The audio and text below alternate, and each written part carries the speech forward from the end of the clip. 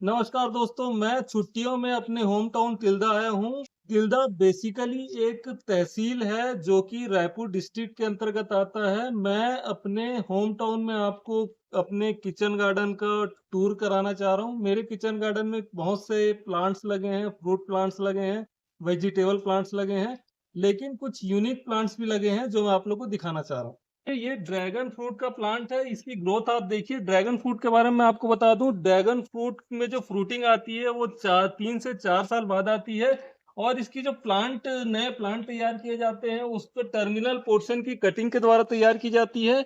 इस प्लांट की आप ग्रोथ देखिए। ये ड्रैगन फ्रूट की खासियत ये रहती है कि ये एक तरह का सकुलेंट है जिसे बहुत ज्यादा मैनेजमेंट की जरूरत नहीं पड़ती है। इसे बहुत कम पानी की आवश्यकता होती है। यदि एक बार ये प्लांट इस्टेब्लिश हो गया तो ये बहुत ही अच्छा बढ़ता है। ये आपके किचन गार्डन के लिए भी एक बेटर चॉइस हो सकता है। आप इस प्लांट की देखिए, एक यूनिक चीज मैं आपको दिखाना चाह रहा हूँ। इस प्लांट में देखिए अभी गर्मी का सीजन है और इसमें देखिए आपको रूट्स दिखाई दे रहे हैं। अभी यदि आप इसको काट के हम लगाएंगे तो इसमें से ये नया प्लांट तैयार हो जाएगा। ये एक मुझे काफी यूनिक फीचर इसमें लगा है। इतनी भरी गर्मी में भी इसमें जड़ आ रहे हैं। मेरे घर में ये नींबू का प्लांट लगा हुआ है। ये प्लांट करीब 14 साल पुराना है। इसकी ग्रोथ आप देखिए। नींबू की खासियत ये होती है कि इसमें साल में 3 बार फ्रूटिंग होती है। नींबू आपके किचन गार्डन के लिए एक बेटर चॉइस है। इसकी फ्रूटिंग आप देखिए। ये पूरा पेड़ जो है पूरा फलों से लद गया है। अब ये फ्रूट्स को मैच्योर होने के लिए कम से कम अभी 1.5 से 2 महीने का समय लग सकता है। लेकिन आप इसकी ग्रोथ देखिए। बहुत से मेरे फ्रेंड्स नींबू के प्लांट अपने घर में लगाते हैं, नींबू के श्रब अपने घर में लगाते हैं, लेकिन लोग शिकायत करते हैं कि नींबू में जो है प्रॉपर फ्रूटिंग नहीं आ रही है। दोस्तों मैं आपको बता दूं, नींबू में यदि आपकी प्रॉपर फ्रूटिंग नहीं आ रही है तो इसमें आप फिश मील डालिए। तो यदि आपके नींबू के प्लांट में भी यदि फ्रूटिंग नहीं आ रही है तो आप बाजार जाइए, फिश मार्केट जाइए, वहां जो भी फिश का वेस्ट प्रोडक्ट है उसको लीजिए। और जो पौधे का जड़ है उसके पास आप गड्ढा खोद के उसमें डाल दीजिए फिश मील या फिर फिश वेस्ट प्रोडक्ट का या फिर फिश के ब्लड का। यदि आप इसमें डालेंगे, नींबू के प्लांट में डालेंगे तो उसका रिजल्ट बहुत ही अच्छा आता है। ये चंदन का पेड़ है। चंदन बेसिकली मैं बता दूं, इंडिया में 2 टाइप के होते हैं, एक रेड चंदन, एक व्हाइट चंदन। ये व्हाइट चंदन का प्लांट है। ये प्लांट करीब 1 साल पुराना है और आप इसकी ग्रोथ देखिए। मैं चंदन के बारे में आप लोगों को दोस्तों यही कहना चाहूंगा कि चंदन की यदि आप प्लांट अपने घर में लगाएंगे, अपने किचन गार्डन में लगाएंगे तो ये एक तरह का फिक्स्ड डिपॉजिट है। ये प्लांट में शुरू के 7 साल किसी भी तरह का स्मेल नहीं आएगी, किसी भी तरह की खुशबू नहीं आती है इसकी लकड़ी से। लेकिन 8वें साल से इस प्लांट में एसेंशियल ऑयल बनने लग जाते हैं, जिससे कि इस प्लांट में सुगंध आना शुरू हो जाता है। और करीब 10 से 12 साल में इसकी जो वुड है, लकड़ी है, उसमें अच्छी खासी खुशबू आने लग जाती है। और यदि आप इसको 15 से 20 साल में बेचेंगे तो मैं आपको बता दूं, मार्केट में जो इसका रेट है करीब प्रति केजी इसका जो रेट है वो 15 से 20 हजार है। यदि हम 10 हजार रुपया प्रति किलो इसकी लकड़ी मान के चले और हम ये मान के चले कि 12 साल में इसे पेड़ से हमको करीब 10 केजी लकड़ी प्राप्त होगी, तो आप काउंट कर लीजिए 12 साल के बाद आप 2 लाख तक का सिंगल पेड़ से आमदनी अर्जित कर सकते हैं। ये एक बहुत ही बेटर चॉइस है आपके किचन गार्डन के लिए। ये प्लांट देखिए अभी 1 साल पुराना है। इसमें 3 से 4 साल बाद फ्लावरिंग आने लग जाती है।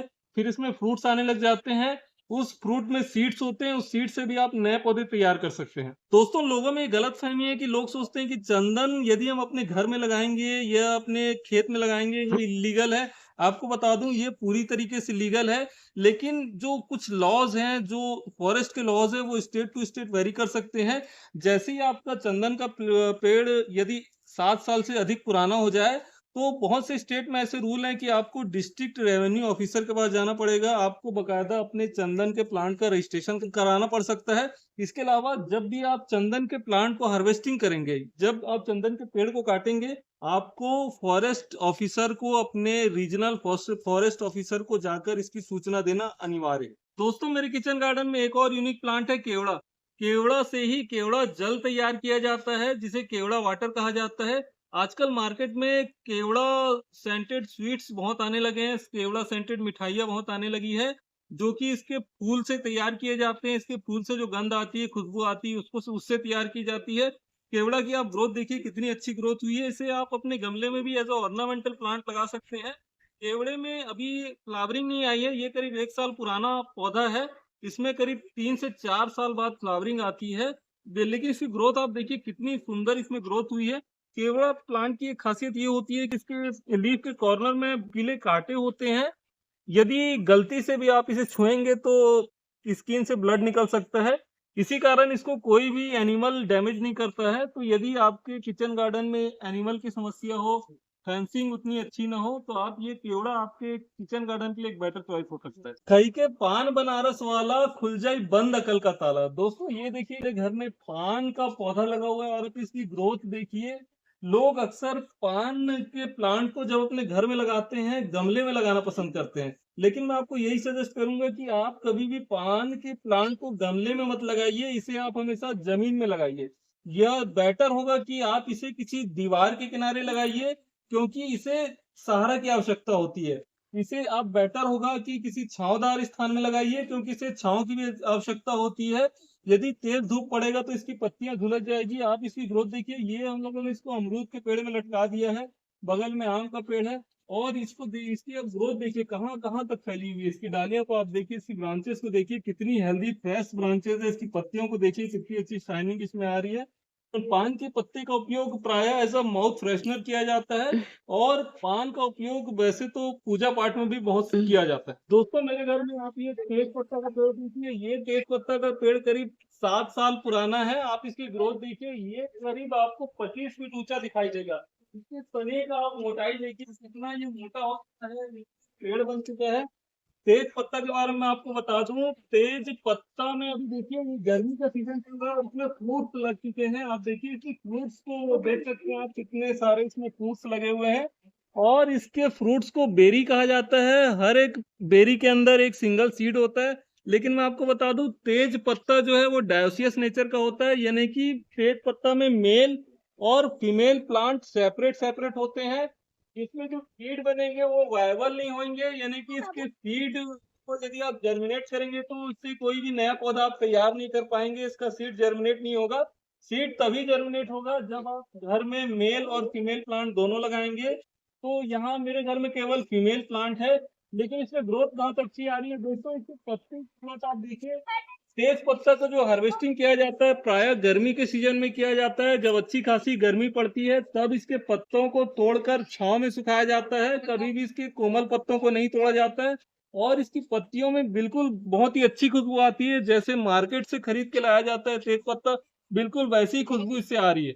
गार्डन में ये करी लीफ का आप श्रब देखिए, झाड़ी देखिए, और इसके तने की आप मोटाई देखिए। ये पूरी तरीके से पेड़ बन चुका था और इसकी ऊंचाई करीब 25 फीट से भी ज्यादा हो गई थी। तो अभी हम लोगों ने इसे काट कर हेडिंग बैक किया है, जिससे कि ये नए नए शूट इससे निकल रहे हैं।